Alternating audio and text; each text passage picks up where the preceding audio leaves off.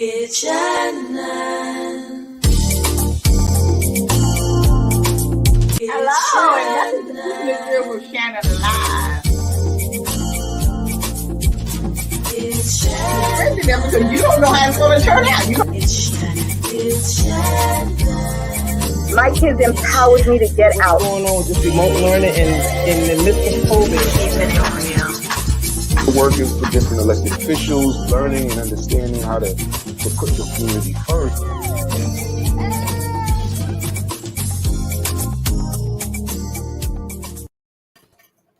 Hello, and welcome to Keeping It Real with Shannon. Hello, ladies. Hello. How are you? I'm good. It's Thirsty Tuesday, whatever day. Well, I'm glad to be here tonight because I finally got one of my guests on that I've been trying to get him for the longest because he's always so busy. So we finally got him tonight to help us have some insight onto these teenagers becoming mass killers. And I mean, it's just getting out of hand, and I don't know what to do. We just need a spiritual word tonight. So we have him on tonight. So we will have Vanessa to introduce our special guest. Absolutely. Our special guest tonight is Pastor Jason Hendrickson. He epitomizes the moniker of the man of many talents, first gaining notoriety as a master percussionist for Bishop Hezekiah Walker and the Love Fellowship Crusade Choir. He is a life catalyst and published author. Let's welcome our guest, Pastor Jason Hendrickson.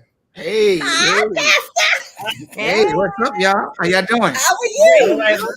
I'm good. Thank you for having me tonight. Thanks for thank you for coming. You know, I've been trying to get you forever, but you're so busy traveling and singing. I know. You'll tell us a little bit about that before we end the show, because you know we didn't know all of this about the pastor was going on. You know, but now we're gonna. But we want to first get to the real issue that we wanted you to come on. You know, because I know you deal with a lot of young people. You know, in your ministry and stuff, and you've heard about all the massacres. Buffalo, and the one in Texas. And I'm just really concerned about these teenagers. Those two shootings bothers me every day when I think about them. That two teenagers, would just have this mindset to search someone out, one because of their skin color, and the other one, you're gonna shoot your grandmother, then gonna shoot some little kids. So it's like, now, do I have to worry about my nieces and nephews, or my own child that we are raising, or my granddaughter? Are we raising killers now? I don't know what to think anymore. I don't think we're necessarily raising killers. I think that society and culture has a lot to do with it, as well as the home setting that our children are in. I think we have to really get back to the root of teaching our young men the importance of when you become a father, the presence of a father in the home and a mother working amicably together to raise children. It's so many different dynamics that tend to, we have allowed the internet to become our babysitters. I just saw on the news this morning while I was getting ready for work, a 9-year-old boy was on his tablet. He was a loving young kid on his tablet watching a cartoon that was teaching babies how to commit suicide. And they found him this morning in his room with the curtain wrapped around his neck. And when they went and looked on his tablet and looked at the search history, he was on these suicide shows, which they teaching kids how to commit. And this was on the Kid YouTube. You know what I mean? So I think as parents, we have to get overly involved with our young people, find out what they're listening to, find out what they're watching, check search histories. I know our kids are going to think it's evasive and, they should have privacy. Not in my house. That's what I said. You don't have any privacy here because you don't pay no rent here. No, you don't privacy pay no rent comes here. when you pay bills, baby. Yeah. It don't work no other way. Yeah, and then especially if I'm paying the phone bill and I'm paying for the internet, no, I'm going to check, because people don't understand. Psychologically, you're not even able to make cognitive decisions until you're 27 years old. Right. Your frontal lobe is not fully developed until you're 27. So how are we expecting 13-year-olds to make cognizant decisions? And we're just letting other people on the internet, we don't know their background, we don't know the pedigree of these people, we're just allowing them to pour constantly into our kids. And I think that's where a lot of the problem is. We have abandoned the responsibility of parenthood, but we want to embrace the pleasure of making kids. And that's where the mistake happens. I agree with you totally there about the privacy pastor, is because I think young kids, like those younger kids, like up until at least about maybe 13 or 14, I don't think they should have a computer in their room. I think the computer should be in a room where everybody sees the computer, and that way you can see what they're looking at or whatever. And that's how you can check to see what they're watching, because most of the time, like you said, they're on the computer. The parents don't know what they're looking at. And these little kids that's even 3, 4, 5, 6 years old know how to get on the YouTube and look at stuff. And the parents are not checking to see what they are looking at, because it's a babysitter. As long as they're not bothering them, let them look at whatever they want to look at. But you know what, Lottie? A lot of parents should be able to check the history and be able to research and look and see what's going on. Because, you know, you want to be able to have an open forum discussion with your kids. And you can't be over them every day anyway. They're at school, they can use other kids' tablets, computers, phones. So it's really having the conversation and changing the narrative if you think that there's something going on with the mindset. Because a lot of things are influential to kids, a lot of things that they want to try, a lot of things that they're eager to engage themselves in, that they don't really know the long-term consequences of these things. So it's really to have the change the narrative of how we talk to the children, to our kids, and just begin to understand where they're coming from. Parents, Vanessa, that's why when you said that brought me back to because they can get on other kids' computers and stuff. Okay, so we know we can't watch them 24/7. So let them get on the other kids' computers. But when you home, you're not going to be on that computer all the time that you're at home. All day. That's what I'm saying. They come to the dinner table, they on the phone, they on the thing. I mean, we used to sit down and have dinner and talk to each other. Right. But you shouldn't allow kids to come to the table with those phones and stuff while we having dinner. Right. But I also like to say the generation has changed. You know what I mean? We are living, these children that are coming up now, they're coming up in a very technological age where you're having tablet usage in school. Look at COVID. COVID gave rise to the Zoom meetings, gave rise to all these computer learning systems that they have had to integrate into school. So it's no longer like, oh, well, I'll leave the computer in the living room, but they have tablets. They have phones. You know, it's not as simple as, well, the computer stays in the living room, but if they're doing homework on their tablet, I can do 3 things on my tablet at the same time. Right. I could be watching something, I could be doing a report, I could research it at the same time. You know what I mean? Absolutely. So it's harder to say, oh, well, this device is going to stay here. That's not always the case. Sometimes but even with the tablet and stuff, they can do their homework and stuff. But I'm saying other times they're not on that tablet all the time doing homework. They're not. No. But a lot of work, even like the programs, you know, when the school used to send you home with packets, they used to send you home with stuff to do. Now those things are websites. Now they're computer-based learning systems that they're having the kids go to. So instead of getting that packet that they used to send home when you had a break, oh, well, you need to go on Epic and read X, Y, and Z books. You need to go on these other different sites. I remember my son's old school that, you know, there was a number of sites he had to go through in order to, you know, learn math or to learn science and certain things. So no, constructively, they're on the computer a lot longer than any of us in this panel have been when we were growing up. Yeah. But we had the library. You had the library. You can go through and you had to wait online to get to use it. Listen, and then Dewey Decimal System. Okay, listen. You're showing your age now. You're telling your age. But I look good, Pastor. I look good. You do. We have to learn that. You know what I mean? Remember, I think that we can't approach parenting with an antiquated mindset anymore, because you can't pastor or lead or parent in an iPad generation with an 8-track mentality. You're going to be destroyed. And I know that, you know, a lot of us go to the in my day, in my time, well, it ain't that. It's not that anymore. So you can stay stuck back in the 80s and the 60s if you want to, but your kid is going to be 25 the next time you blink.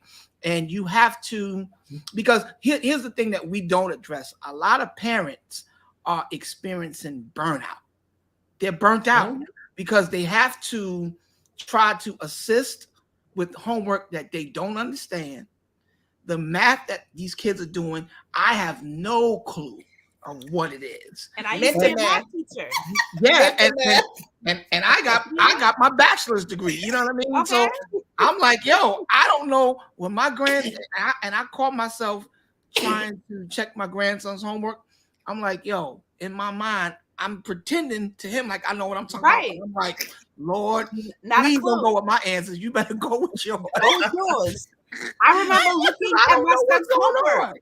They call pastor. They call it mental math now. That's what they call it. Listen, driving me crazy. That's what it's doing. Because it will have you in the institution that math. So we have to figure out, how do we help the parents that are experiencing burnout, and then also get back to the one thing that we did get away from in our community was the village mentality. Because when we were growing up, my next door neighbor could discipline me.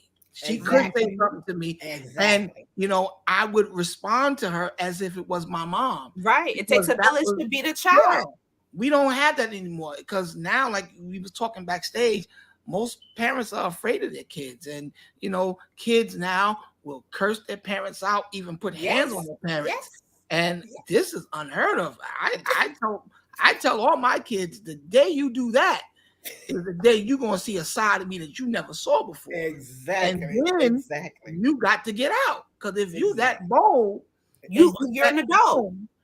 You need to be on your own. Because let me tell you, the day that the student wants to be the teacher, you need your own classroom. Yep. Or your own apartment. Own apartment. You need your own, period. Yeah.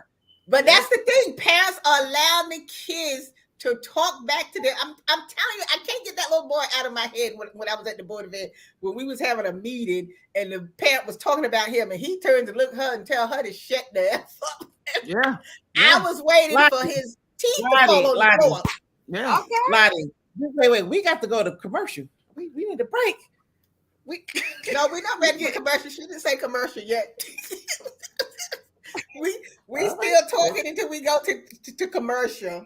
I didn't see the commercial signs. Don't have me talking through the show when we're not supposed to be talking. But the world is what I see. The world is different. I will definitely say that. Yeah. The world is different, and the influences outside. Well, after the break.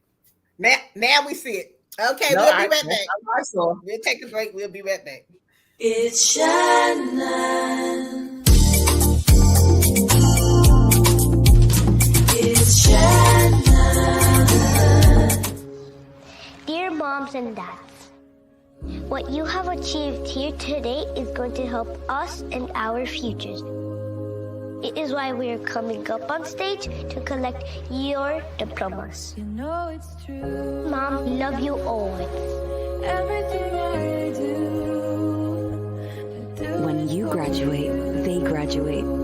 Visit finishyourdiploma.org to find free and supportive adult education centers near you.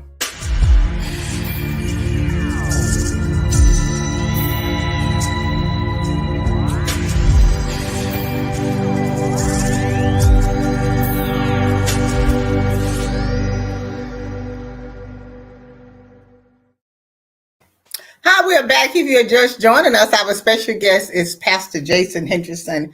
And we're talking, our topic tonight is, why are these teenagers becoming mass murderers? Now, Pastor, I wanted to ask you, since you work with young people, what do you see, or what do you feel that we need to be doing more of with the young people? Because, every time something happens, people want to say they mentor, but I don't think it is. I don't think they all mentor. There are some people that do have a little mental illness.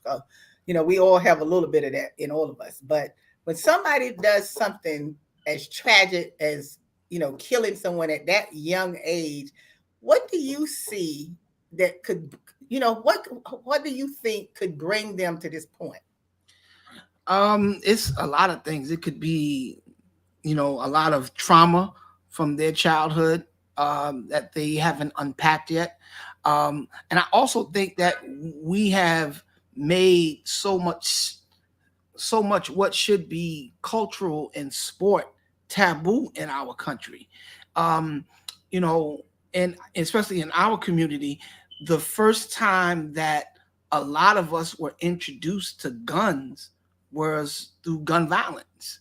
And our Caucasian brothers and sisters, they're introduced to it as a sport, hunting and different things like that. So the mindset is really completely different when it comes to gun. And with young people, the more you tell them not to do something or not to touch a thing, is the more that they want to touch it.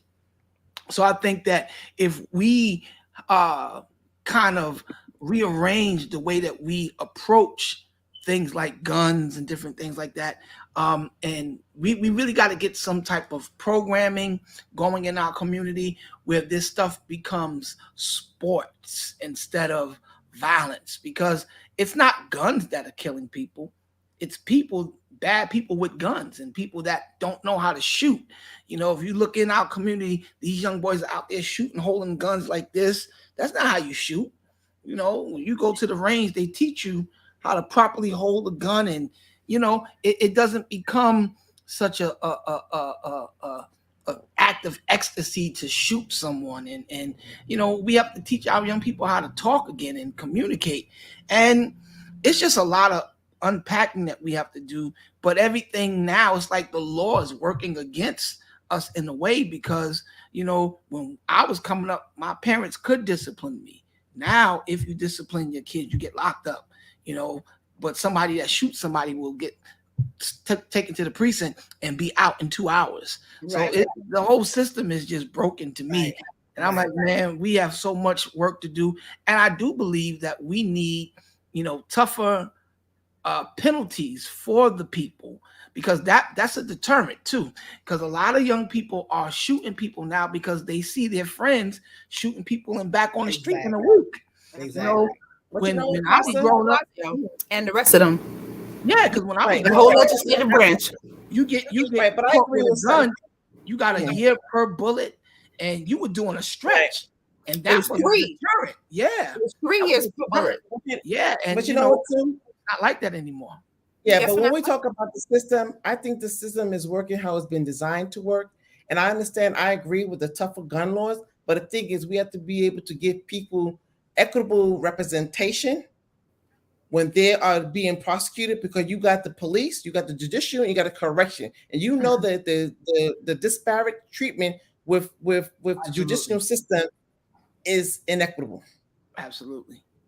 So I agree with all the foundations of changing the infrastructure, but it has to be equitably across the board for everyone. And that's part of how we're.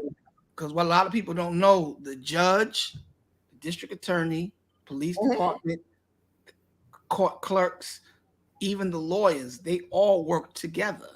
Yes. They all work together, because the longer they can keep you in court, the longer they'll get paid, the longer keep you in prison, is the more money the system makes. So we have to start educating ourselves that I have to do as much as I can to limit my interaction with police, with court, anything legal, as much as I can, being a person of color. I cannot, and I should not want to do anything to put myself in front of that system, because it wasn't created for us. It doesn't give us any justice. So that's my message to young men. Like, even when they're getting involved in disputes with one another, I'm like, listen, man, I know you got the whole what sets you claim and you want to be tough, but if you go do what you're talking about doing, exactly, you need to understand you are now putting your entire life in the hands of someone that does not care about you at all. You're nothing but a number to them, and they're going to treat you accordingly. So we have to start teaching our young people how to think and stop being so impulsive, and loving yourself enough not to do it, because it doesn't make you a punk to walk away. Right. Exactly. Why? Exactly. Right. Because you're living in a day and time where murder, and you asked about it earlier, I honestly believe there's a spirit of murder that has been loosed on the earth, and even people can call me a conspiracy theorist all they want, but how are these kids getting all these guns? and look at the timing of it. It's all happening now. All of a sudden, it's an influx of gun violence now, because what they're trying to do, and y'all can quote me on this, they're trying to take away our Second Amendment rights, because according to the government, the people have a right to dethrone and disconnect and take apart a government that is tyrannic. And what's getting ready to happen, they push the envelope with the vaccine cards. They did it with this COVID mess. Now they're doing it with monkeypox or whatever this foolishness is that they're trying to do. All this. And it's just amazing that until our Caucasian brother, sister says, enough, we're not wearing no mask no more, then all of a sudden the numbers went back down, because it was just a test to see how far they could go, because they're going to try to introduce martial law. They're going to try it. And the best way to enforce martial law is to disarm people, and not just take your guns away, but disarm you mentally and keep you as informed as possible. Thank you. Well, you were saying about how these. You were saying about how some of the kids are getting the guns. Some of the parents are buying the guns, because the other kid, the parent bought him one of the rifles that he used. Well, I know that parents are buying guns, but I feel just like the crack epidemic. I feel that it's being planted in certain neighborhoods and given to certain people that will disseminate it to certain people. You know what I mean? Because it's just amazing that in our neighborhoods, there's a liquor store and a chicken spot on every corner, and crack infiltrated our neighborhood. And it wasn't called an epidemic until it hit the suburbs. Right. It wasn't a crisis then. Yeah. It was it wasn't until just like the opioid. Yeah. But just like opioid, they will do something for opioid only when it's affecting other people. Now all of a sudden, now we got to keep this big act, this whole big agenda. Exactly. Because Becky and John falling victim to fentanyl. Yeah, now it's a crisis. But see, the thing about it is as I said this before, is every time something happens, just like all of this is happening now, but then when you try to get us together, as a people, to come out and discuss ways of how we can get stuff in our community, how we can do this, how we can do that, you can't get us to come together. But I like to talk just like the disciplining the children with the village.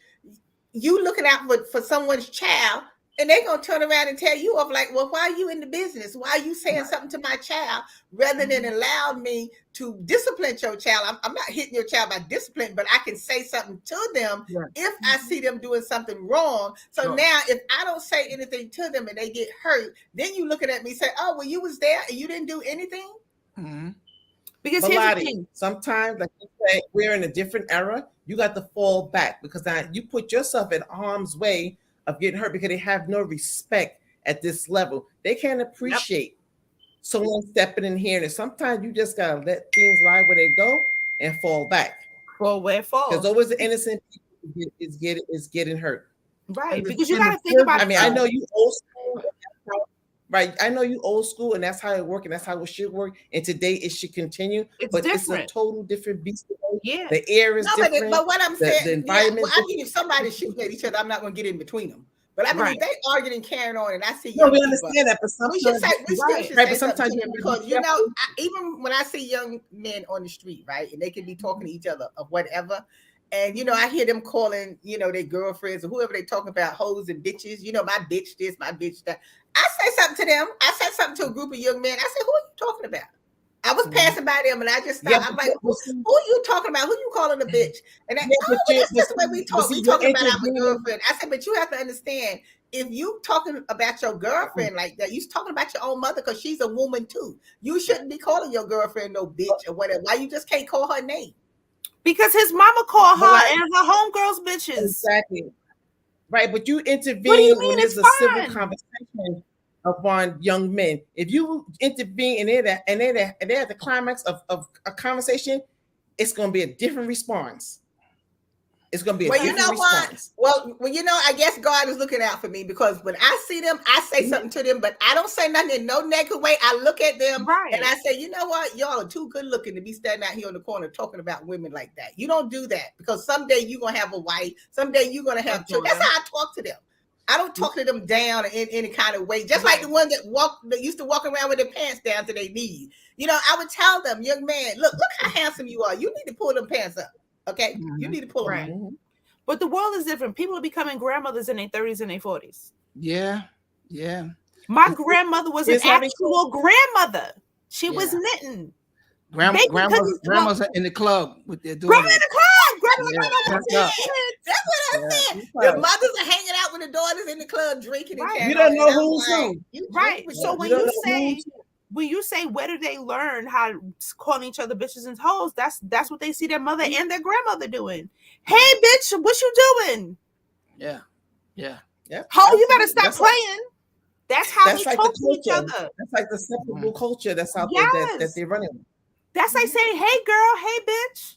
That is But what normal I'm saying though, conversation. even though they may hear that from their mothers now, or their mothers may allow them to say that, but us as older people too, at least I feel that if we say something, they see another side. They can see another side by you telling them that's not the way you act as a young woman or young man. I mean, I have to tell the young ladies the same thing. When they are cursing and carrying on like they crazy or whatever, why are you acting like that? Why are you using that kind of language and stuff like that? That's not becoming That's what they of see. a That's what woman they and stuff. know. You see, the difference is you have a home. You raise your family in a home. They are being out. Listen, No. you want to know where they get it from? They get it at home.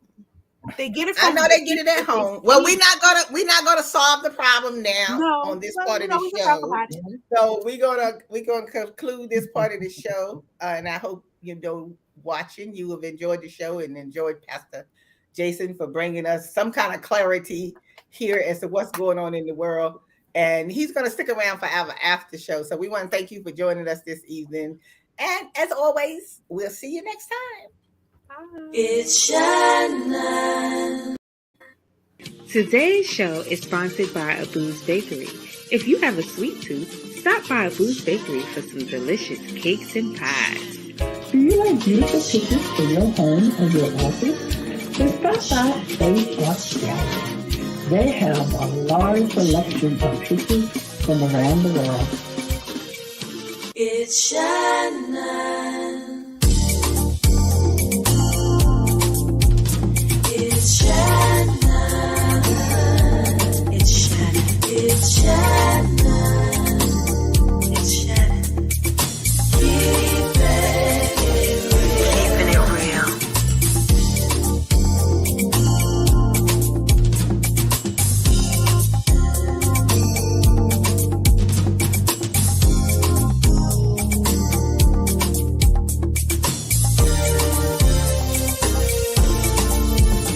It's Shannon.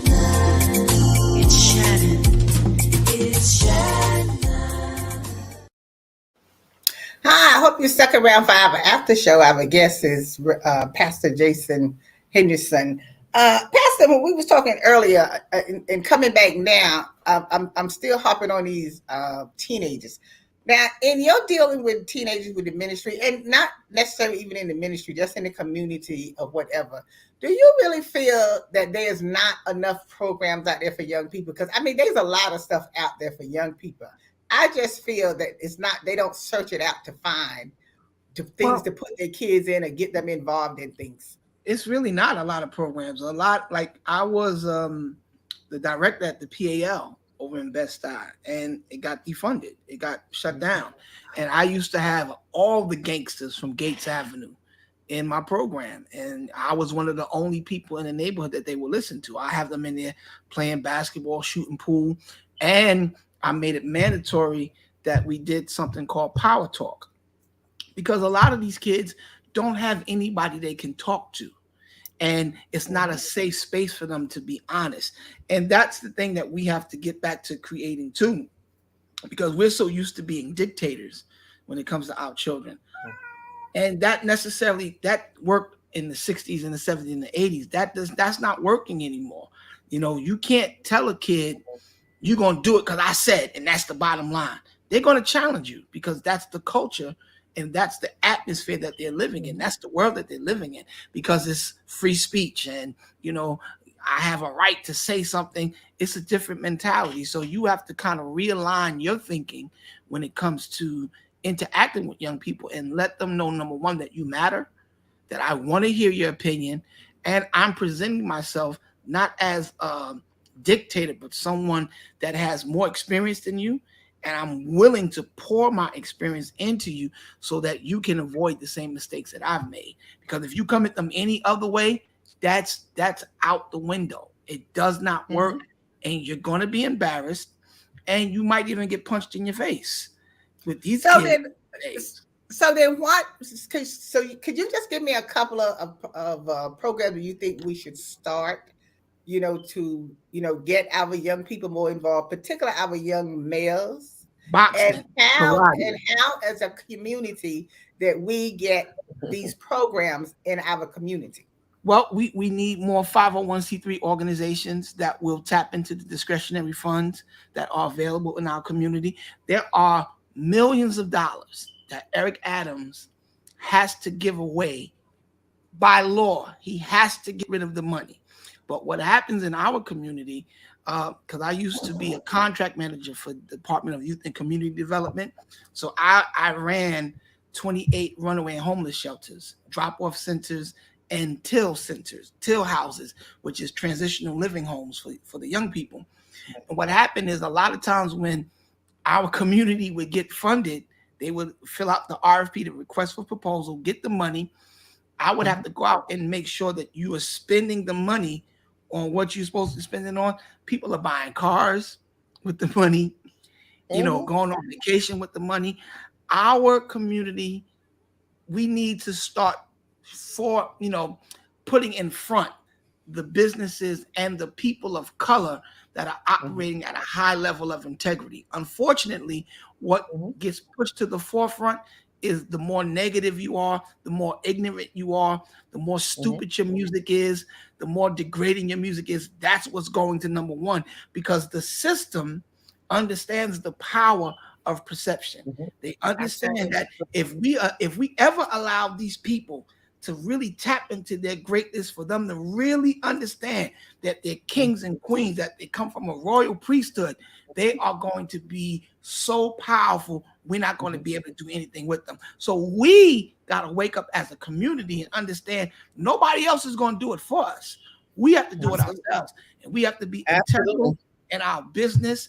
When you have a business as a Black person, your customer service got to step up. Everything. It's just messed up, man. And unfortunately, the people in our community that are doing it at a high level of integrity don't get the coverage. They don't get the press. People that are making quality music from our community that can really empower our kids, pour something into our young queens, tell them stop taking pictures like this on Instagram because you're worth more than your lips, hips, and fingertips. You know what I'm saying? I like that. That's not what's being promoted. You get in Cardi B and Megan Thee Stallion talking about WAP. That's number one. But you know, a Jill Scott record will be number 75. Exactly. Talking about empowering yourself as a young Black queen. So we have to really understand that there's a lot of work to be done, and it's not going to happen overnight. But the longest journey starts with one step. Absolutely. Absolutely. And the thing is that, like you said, we could get those organizations, and particularly people of color that have these organizations, businesses. But one thing, while dollars can also circulate into the system, into the community, which it does not, and people don't understand that as a people of color, we are 95% consumers and own nothing. We have a $3 trillion buying power and can technically shut down the economy. But like they say, you want to hire something for someone, put it in writing, put it in the book, because like you say, they feed off ignorance. And as long as they know you're not going to read anything, they're going to keep feeding off that ignorance. A dollar in a Jewish community circulates 6 times before it leaves the community. And our community once. Yes. That's it. Absolutely. Well, That's what see, it is. our people too that own businesses has to learn how to treat the customer when they come into the store. Yeah. So there is such words as thank you, Oh yeah. Please come again. Absolutely. I hope you enjoyed it. Come back, bring somebody with you. But the attitude some of the businesses have make you don't even want to come back. And then when you say something to them as to say, this is why we don't support you. Because your attitude is so nasty. You hire these people here that got these attitudes. So who'd want to come to your business? Your first with the public is to put somebody out front that has a personality that can deal with the public and put the other people behind the scene who don't have that type of personality. Because when you go in a business and that person up front is really nice to you and treat you nice, you will come back and you will go tell somebody else. But here's the thing I also like to add to, as a business owner myself, we tend to come to our own like it's a bargaining table. Yeah. They don't do that at Macy's. They don't do that at Nordstrom. Yeah. They don't do that at Saks. They don't do that with Louis Vuitton. You don't go in there and say, hey, listen, this is a lot of money for a belt. You're going to pay for it or you're not. But you know what? That's a lesson that I had to learn, because I've been in my business with my clothing line and I've been doing my music since 2004. And we just celebrated the 4th year anniversary of my clothing line. What changed my mind is one day I was in the city getting some t-shirts made. It was Fashion Week. And I went to one of my wholesalers and there was this guy in there printing up some t-shirts. And I was like, yo, brother, man, those are some bad t-shirts, man. How much are they? He's like $79. I said, $79 for a t-shirt? And he said, you saw that response right there? Right. That's how I know you're not my customer. Right. He said, because I just sold 300 of these. Right. I just sold 300 of these and nobody that was my customer had your response. So you got to learn as a business owner to stand your ground, because there's more people that will that won't. That won't. What I've learned is people don't buy my product, they buy me. And whatever people perceive me, I could put out a pair of shoestrings now. I'm going to sell out because people are not really buying the shoestrings. They're buying the fact that Pastor Jay has presented himself as someone that's integral, that's going to get your packages to you on time. Right. If there's a delay, I'm going to call you and say, hey, something happened at the shipping. I'm going to follow through. I just don't want your money. I want your experience. Right. And that's it's interesting you say that. It's interesting that you said it, because people don't realize it's not the quantity, it's the quality. Absolutely. Yeah. It's the quality. Yeah.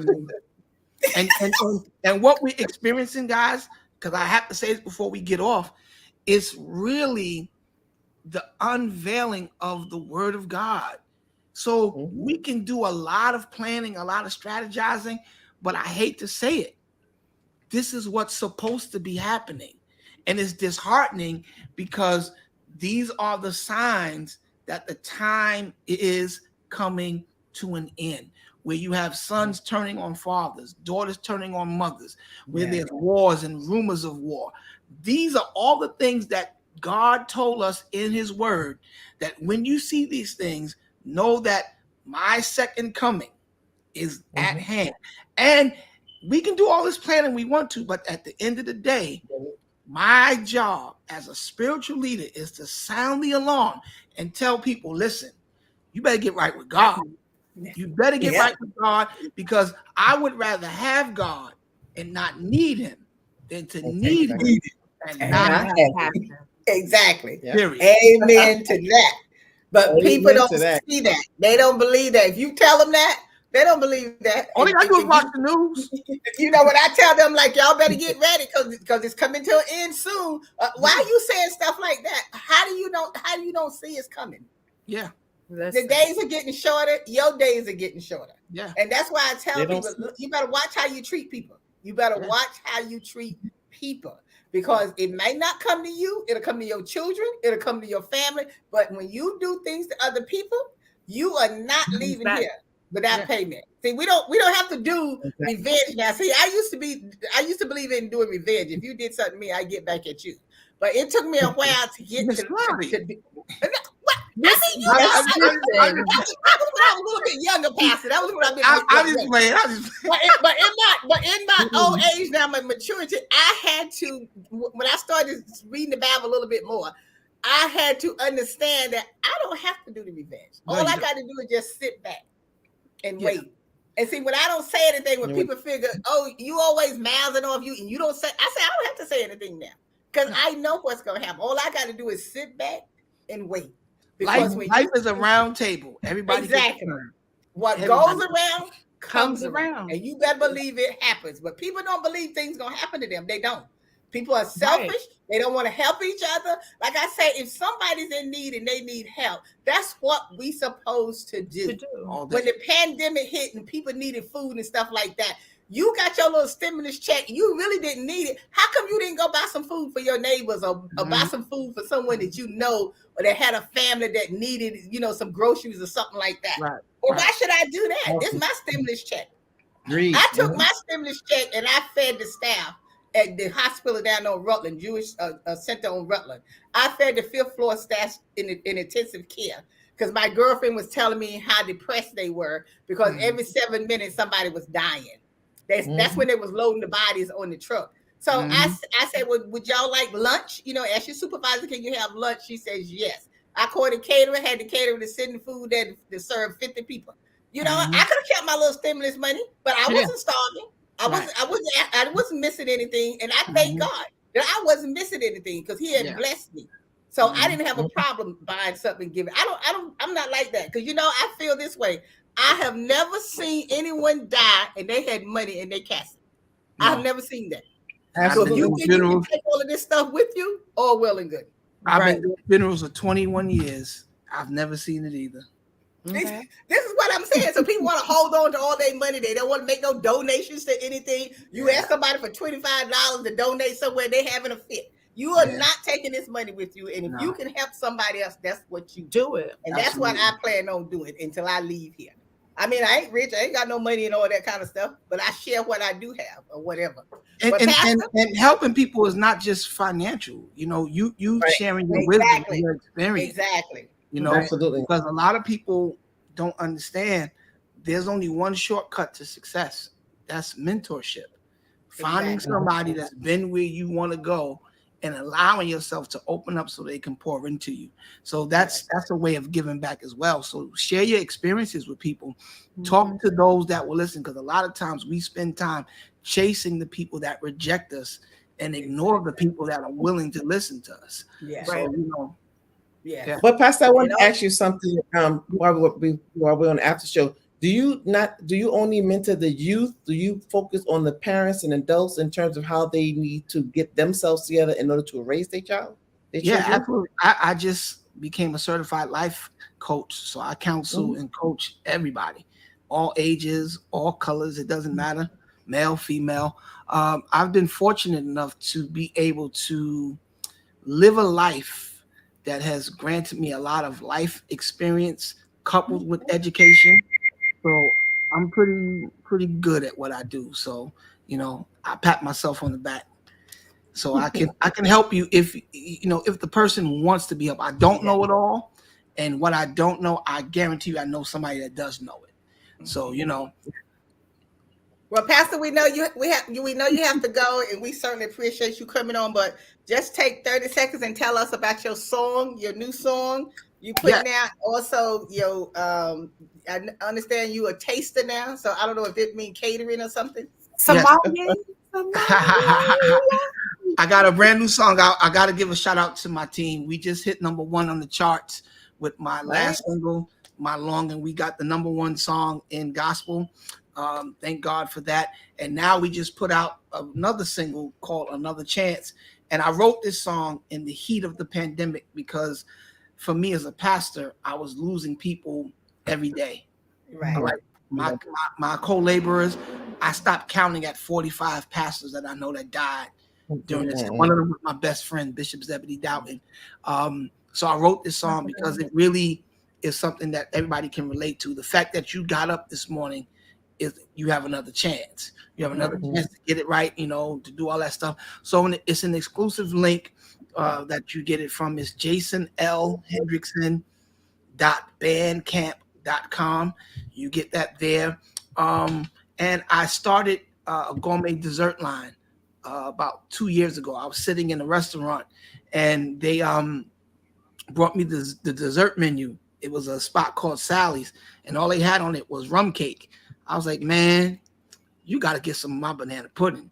They was like, you make banana I pudding? love banana pudding. I was like, yeah. I said, I'm telling you, I'm the banana pudding king. I make the best banana pudding in New York. They was like, we don't believe you. Bring it to the restaurant. So that was 2 years ago, and I got almost 7 restaurants that I'm in right now, and there's no one. I don't care who it is, your grandmother, your mama, your aunt.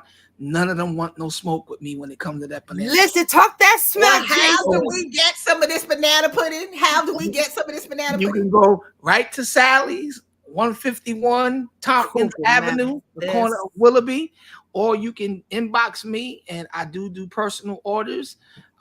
We're in every Thursday. We start making them on Thursdays for the weekend. We do bar mitzvahs, baby showers. We do it all. Birthday parties. Okay. Doesn't matter. Okay. Okay. But I guarantee you, you have Okay. never had anything like this. Okay. We I definitely guess go I get guess the that change of the pudding. Oh yeah. Oh yeah. And I gotta give a shout out to my church. They'll kill me if I don't. God blessed us to celebrate 10 years a couple weeks ago. And for us to be able to keep a church open in the borough of churches in Brooklyn Yes. is a big Yes. testament Yes. to the people Yes. that I pastor. So Restoration, I love y'all. And I'm here representing us, y'all. This is what we do. And a shout out to Keisha Parker for getting you Keisha on Parker. track. Thank you, Keisha. Shout out to Keisha. Love you, Keisha. She's watching. Thank you. Well, we thank want you. to thank you again for Pastor, and we hope you'll come back again. You'll come back Sure. and talk to us again Sure. soon, I hope. And Sure. and we're gonna get the music. We can download the music, or how do we? You Yes. said we can download it, right? Yes. you can Okay, download then. So we'll get where we're supposed to download it from. Allison whatever. got it. Yeah. She got it. Allison got it already. Okay then. Okay, thank you, and thank you, Carol Power, for listening tonight. Shout out to Carol Power. She was What's up, listening. Carol Power? To Hi, Carol. Hey, Carol. So thank you again. Thank you, Carol Thank and you, Kathleen. ladies. Thank you. Thank you, ladies. Hi, Kathy. Thank you. Okay, then we'll see you when next time. Take care. Peace.